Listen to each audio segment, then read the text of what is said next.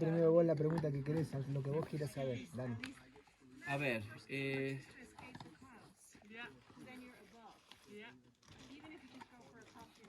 yo quisiera saber si, o sea, de alguna manera, cómo rompiste vos en tu vida el...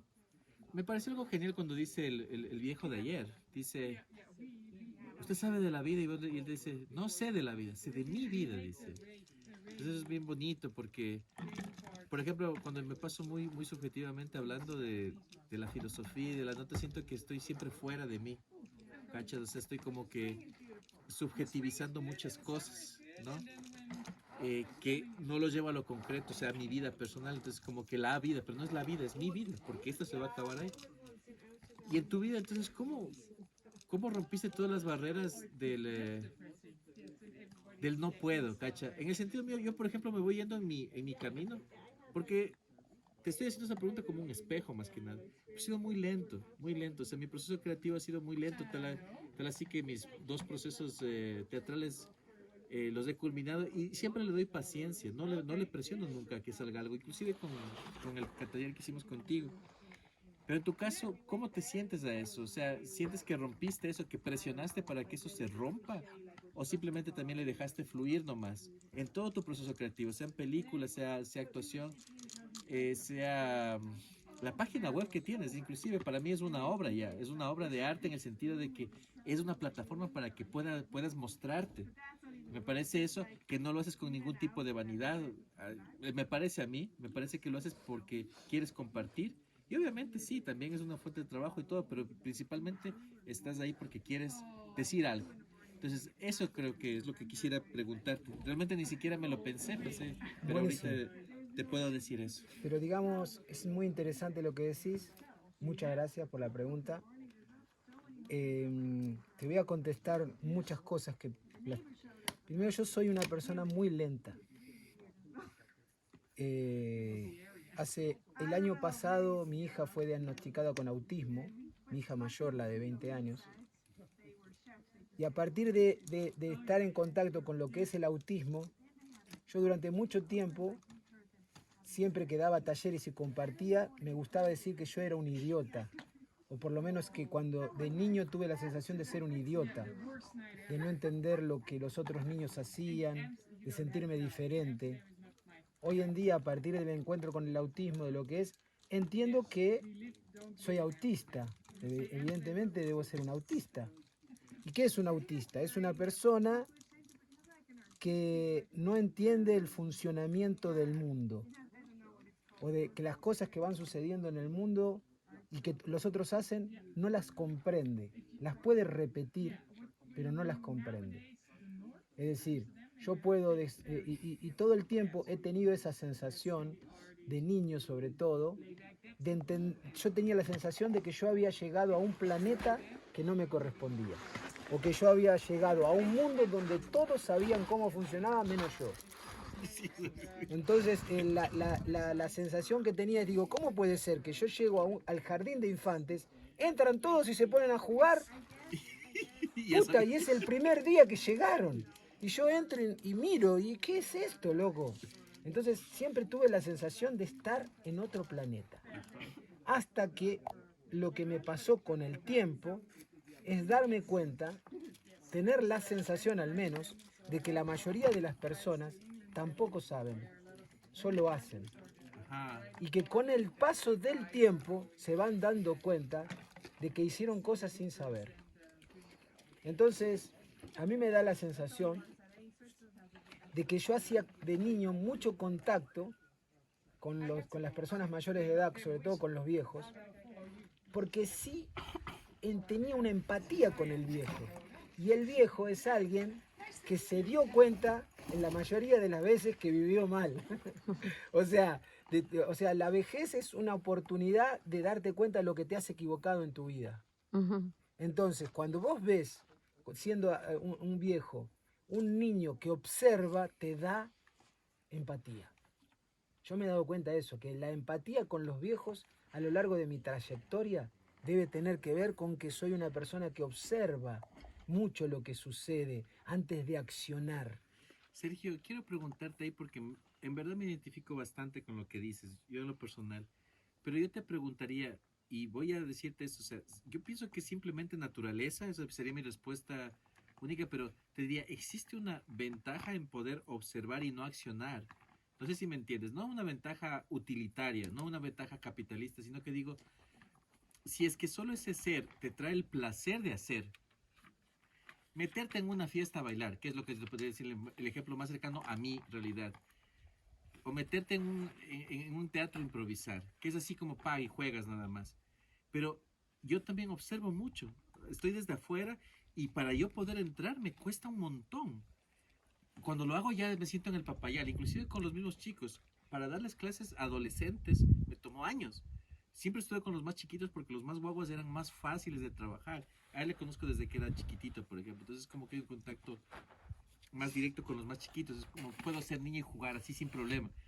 Y con los adultos, mientras más creciendo, más difícil. Con ellos es el primer año que tengo adolescente. A eso me refiero, no sé si me entiendes. Sí, sí, sí. Existe esta abstracción de, o simplemente, como vos decías ayer, están cagados de miedo. O sea, o es solo el miedo a vivir, o es observar realmente. Bueno, yo creo que uno, en la filosofía de Spinoza, el filósofo holandés, el desafío de encontrar la libertad, que es el gran desafío de toda la filosofía, es descubrir tu propio modo. Es decir, para Spinoza todos somos parte de Dios. No hay un Dios afuera, somos nosotros Dios. Cada uno de ustedes es Dios. Nosotros somos Dios. Solo que no nos conocemos. Por eso la filosofía lo que procura es conocerse a sí mismo. ¿Conocerse para qué? Para descubrir la potencia de vivir que tenemos y ser quienes debemos ser. Entonces digo yo con respecto a esto. Sin duda hay gente que acciona directamente. Y sin duda hay otros seres que demoran en accionar. Nosotros estamos encima de un ser que demora en accionar. Está tirando ese humito ahí, pero acá hay un proceso muy grande que está sucediendo y que, como vos dijiste recién, esto puede acabar con el mundo. Sí. Puede acabar con el mundo. Nosotros pensamos que va a acabar con el mundo dejar un plástico tirado y por ahí no va a ser ni mierda, porque en el momento que éste decida, porque se cansó de explotar, no importa si nosotros separamos el plástico. Acabó el mundo. Entonces, yo me siento en ese sentido más volcán, entonces, digamos, ¿verdad? Porque mi proceso es muy lento, pero también es más duradero. Yo en mis espectáculos viejos, el espectáculo viejos, es el residuo de otro espectáculo. Es decir, yo empecé a construir un espectáculo que se llamaba Viejos de mí, y a los 4 años no lo había logrado hacer y tenía fecha de estreno. Todo lo que me sobró del otro espectáculo, lo que decidí que no podía estar en el espectáculo, porque lo iba a hacer demasiado largo, construyó Viejos. Es decir, Viejos es algo que me sobró. Uh-huh. Cuando yo empecé a tratar la vejez y la historia que yo quería contar sobre la vejez, empiezo a crear, pero soy muy lento. Creo, pero también pienso, por esto me lo enseñó un maestro que he tenido, que creo que los procesos creativos, para que sean realmente productivos, deben demorar 7 veces más de lo que se tardó en crearlo. Es una arbitrariedad que me gusta pensar así. Entonces, si yo pensé, este espectáculo demoré 4 años, por lo menos me tiene que dar 28 años de trabajo. Entonces, y lo ha hecho, porque Viejos es un espectáculo que demoré mucho en crear, pero que siempre es muy fructífero. Es muy difícil hacerlo, te diste cuenta, tiene condiciones, nosotros lo hemos hecho en condiciones mínimas, pero igual se sostiene el espectáculo. En cambio, Viejos de mí he demorado 10 años en crearlo. Ese debe darme de comer por 70. Pero digamos, yo creo que todo en mi naturaleza, al yo reconocerme en un momento como idiota, hoy tal vez un poco más como un autista, en el reconocerme, o sea, neurodivergente, me doy cuenta que también doy respuestas interesantes para los que no son neurodivergentes.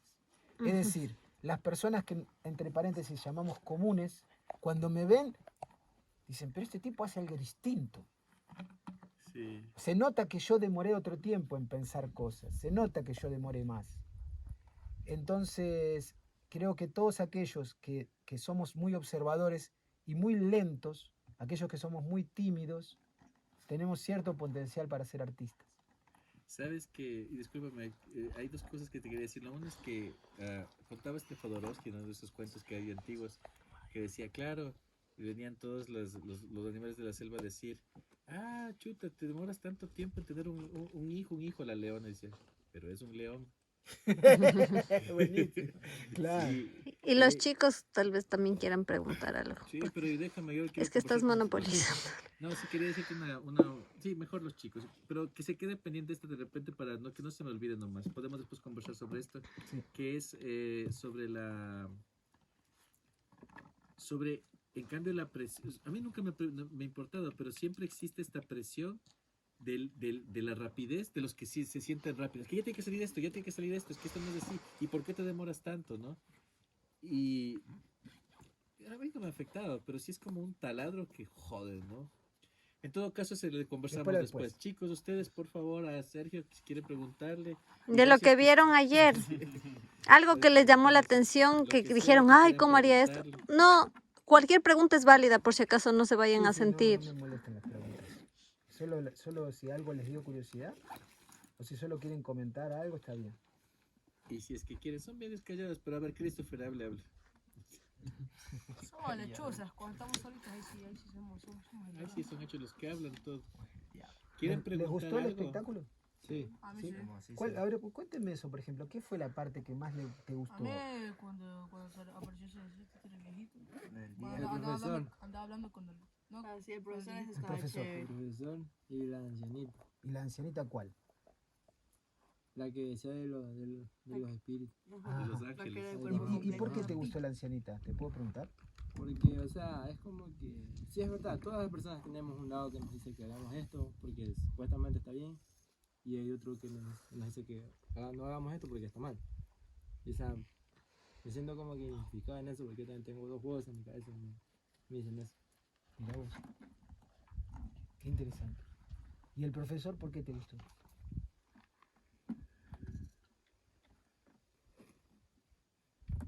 Gustarme es una pregunta irrelevante.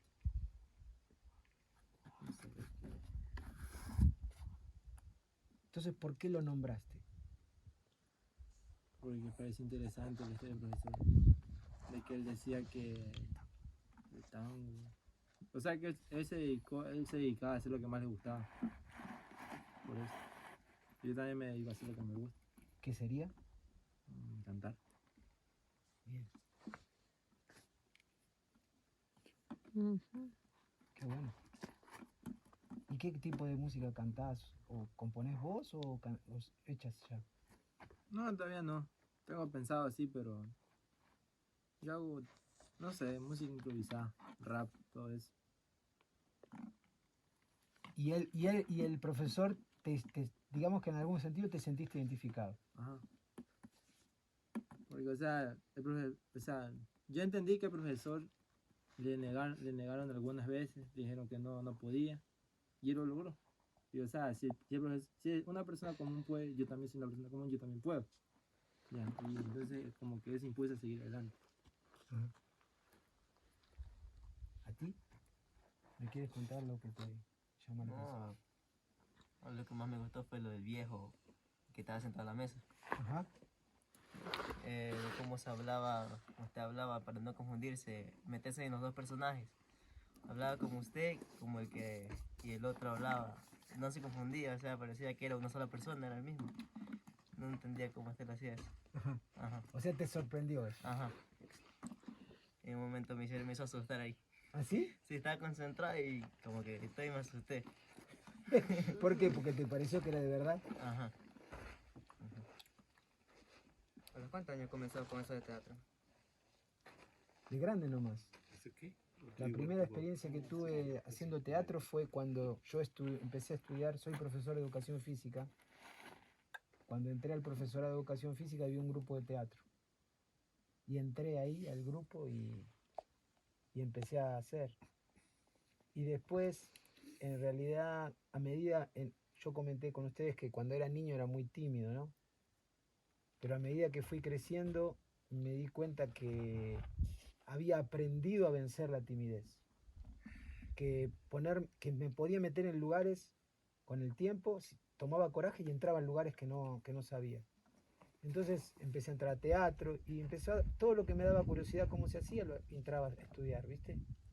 Y así entré a teatro, a poesía, a cine, a fotografía, a escritura. Iba entrando a lugares.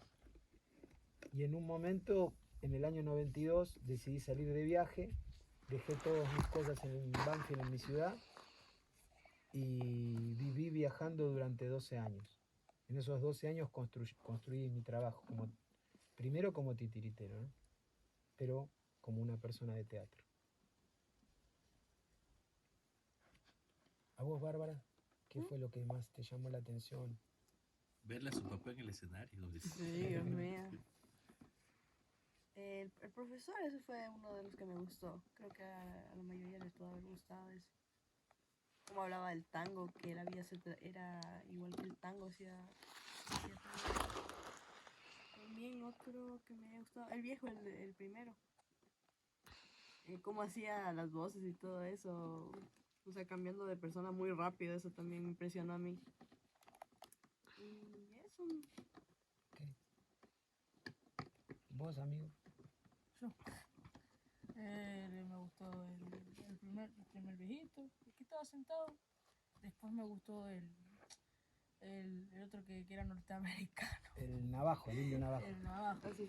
Era chévere cuando bailaba, o sea, usted mientras andaba, o sea, con ese traje, ¿sabes? Se sincronizaba así con el títere y cambiaba de voz. Cuando una era voz aguda y cambia rapidito la voz. Eso era chévere. Yo tengo dos preguntas. Dale. La una es, como una persona que ha transitado más la vida en el arte, ¿qué les podrías decir a chamos, a gente chiquita, digamos, de edad, que empieza a interesarse por este mundo del arte y a veces le ve complicado desde el lado de la subsistencia?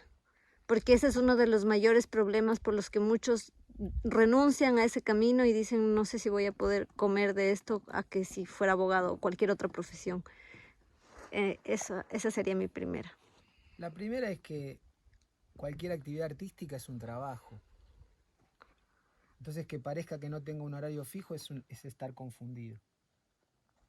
Si vos pensás que trabajar en teatro es una buena cosa para, por ejemplo, estar boludeando en internet 8 horas y después dedicarte 15 minutos, no va a funcionar. Es un trabajo que tiene una diferencia para mí con los otros trabajos. Es que sí o sí lo debes elegir porque te gusta, porque vas a tener que trabajar más. O sea, cuando uno trabaja en el trabajo que le gusta, le dedica más tiempo que al trabajo que es una obligación. Lo que creo es que la diferencia con los otros tipos de trabajo que uno puede llegar a elegir porque les va a garantizar la subsistencia, los trabajos que garantizan la subsistencia en general son una trampa. Es decir, la trampa de la sociedad de los no autistas. ¿Cuál es la trampa de la sociedad de los no autistas? Tenés que estudiar la primaria porque si terminás pasás a la secundaria. Entonces, cuando pases a la secundaria, estés en la secundaria, tenés que terminarla porque después empieza la universidad. Entonces, terminá la universidad porque ahí vas a conseguir trabajo. Entonces, conseguí este trabajo y hacelo para ascender en tu trabajo. Ascender en tu trabajo porque entonces te vas a jubilar. Y cuando te jubilás, que la palabra jubilarse quiere decir júbilo, estar feliz. Si ustedes me encuentran 10 jubilados contentos, hacemos una fiesta, porque es muy difícil encontrar gente jubilada que esté contenta. Entonces, la mayoría de la gente jubilada está amargada. Cansada. Y lo que sucede es que en ese momento de la vida se dio cuenta que tal vez en uno de estos lugares alguien lo cagó y eligió mal. Entonces, lo que yo digo es, yo no tengo jubilación, no voy a tener jubilación, me moriré trabajando. Pero creo que recordaré que muchos días fue muy feliz hacer eso. Muchas gracias. La otra pregunta era, ¿has escuchado de la gente multipotencial? ¿Conoces este término? No. ¿No? Bueno, se supone que es un término nuevo que le han puesto a la gente que le gusta hacer muchas cosas. Y ahora que tú mencionabas que habías hecho cine, escribes, haces teatro, títeres, etcétera, como que le encasillaron con esta etiqueta, que todavía lo estoy descubriendo. Y muchas veces a mí me identifica eso porque siento como que me gustan tantas cosas y es como por gustarme tantas no me centro en una. Entonces ahí vendría mi pregunta. Un poco a ti que esta experiencia de tener esta versatilidad te ha habitado, ¿cómo has podido hacer más manejable esa posibilidad? Porque uno quisiera dividirse en 8 y la una Lizeth que se dedica al cine, en tu caso el un Sergio solo se dedica al cine, el otro solo al teatro, el otro solo a la literatura, pero es como la vida no te alcanza y a veces eso te causa mucha frustración y ansiedad y a mí me da la sensación como me gusta todo, que ay me desespero. Ay, ya no voy a hacer nada. Es como frustrarte y la ansiedad te come. Bueno, eso. Bueno, para mí es muy cómodo eso y yo no lo conocí. No. Lo que quiero decir es que nosotros en la sociedad occidental Ujú. padecemos la filosofía griega, ¿no? La filosofía griega lo que hizo esencialmente, para mí el gran problema que hizo en la historia de la humanidad fue dividir el cuerpo de la mente. Ajá. Dijeron el cuerpo y la mente. Y a partir de ahí empezaron a hacer 50.000 millones de subdivisiones. La mente también se divide en un montón de cosas y el cuerpo en un montón de cosas. Entonces, solo para citar el cuerpo hay especialistas de mano, de codo, de rodilla, de hígado, de riñones, de corazón, de todo. O sea, lo general se ha perdido. Ajá. Los griegos lograron, con Platón y esto, lograron dividir al ser humano. Y padecemos, toda la sociedad occidental padece la división del ser humano. Ese padecimiento tiene consecuencias para mí, muy graves.